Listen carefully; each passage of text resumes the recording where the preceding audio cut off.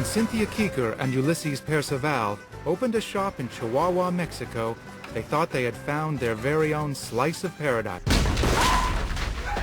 But they found themselves on the wrong side of the law, on the wrong side of the border. Two of them had machine guns. Another guy had a pistol. They're going to kill me. I'm going to die here. If you don't go along with this, your husband's going to get another torture treatment. I had to invent something that would save our lives.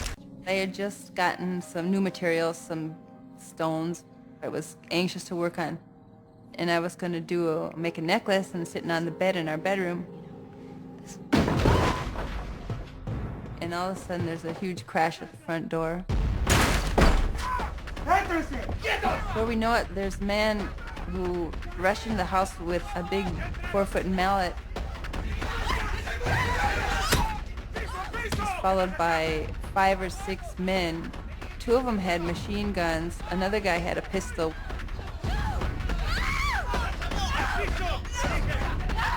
They grabbed Ulises and dragged him out through the front door. And then 2 other guys grabbed me, and I'm holding on to door frames and trying to resist.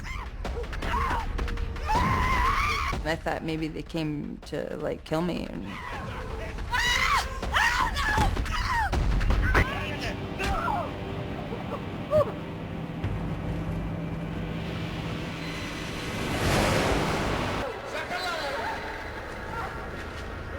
I didn't know what was going on.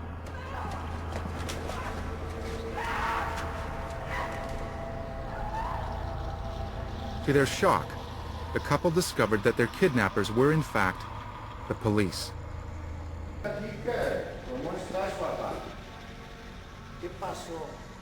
They started saying, "You're gonna confess and you killed Viviana."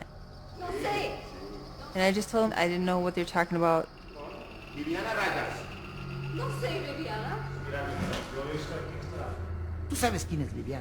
One of the cops says, "You know who Viviana is?" I tell him, no, that name isn't familiar. The girl police were trying to link the couple to was 16-year-old Viviana Reyes. I put my hand on his hand and I said, "Ulises, what's going on? What should we do?" And he said, "Just go along with it. Just do what they say. Just do what they say."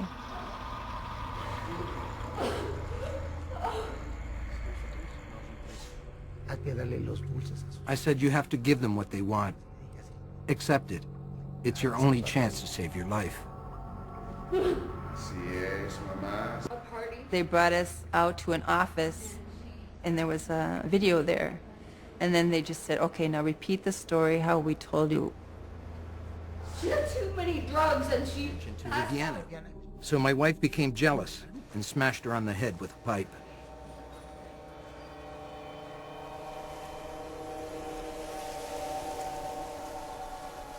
Me, Ulises, supposedly put Viviana in a blanket and then put her in the back of the minivan, and then we drove out.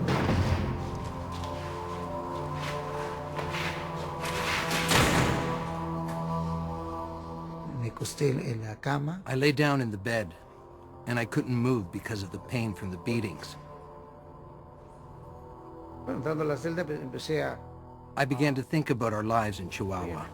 Before this happened, I imagined it on a wall. It looked like a film. The film of our peaceful lives in Chihuahua. More than anything, I began to think about Cynthia, how she was doing. Mexican police continued to build their case against the couple. First, they took Ulises back to his store to recover a bag that supposedly belonged to his victim.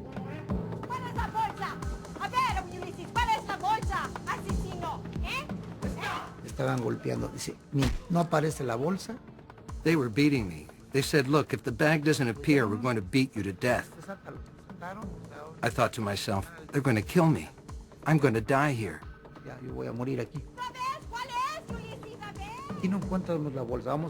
After searching for the bag, they finally said, "We can't find it here." Since they couldn't find it, they grabbed a bag from our house that was similar, and they said, "Hey, this is the bag."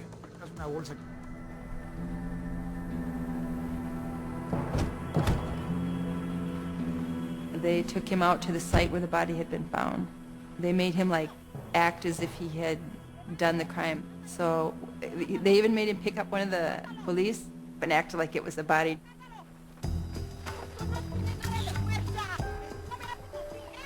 The guy was super heavy and fat, and Ulises was all beat up and stuff. He couldn't even like pick him up. So then they said, no, get a skinnier guy and made him pick him up and act as if he had been dumping a body.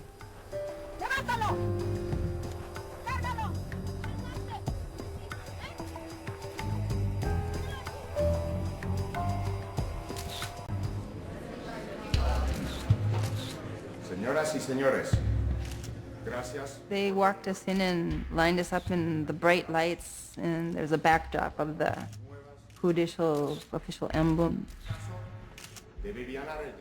We're presenting these as the suspected murders, or however they termed it.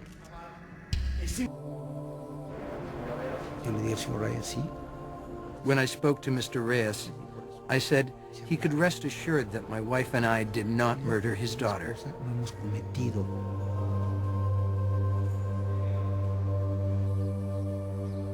He said that he knew the two of us were innocent. They called us and they said, you're going to be going in for the verdict. As I was walking to the courtroom, I thought it's possible we're going to be sentenced. We didn't know if they would give us 50 years. We went to the room where the judge was, and he came right to the point and said, Cynthia and Ulises are found not guilty and are acquitted of all charges against them.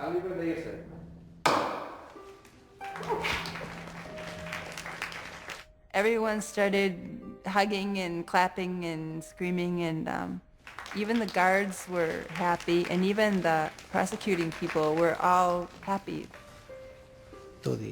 That was the moment of judgment, getting our freedom. When they were released, one of my big worries was them getting across the border safely. American consulate sent down 2 women in a vehicle that was bulletproof.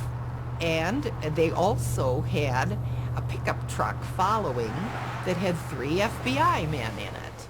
So clearly they had some of the same concerns that I had.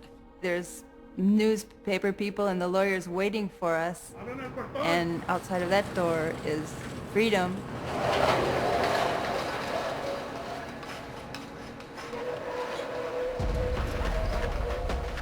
As the couple was set to leave, police tried to rearrest them.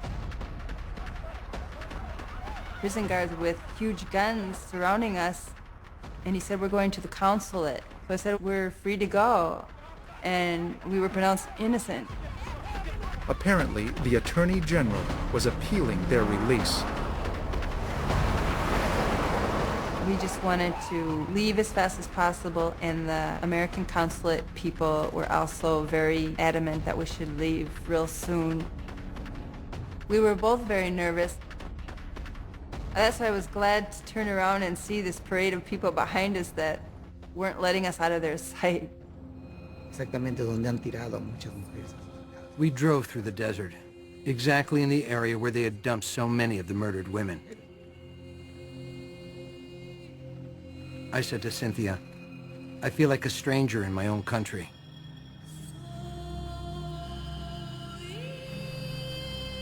The DNA results from the exhumation were never made public.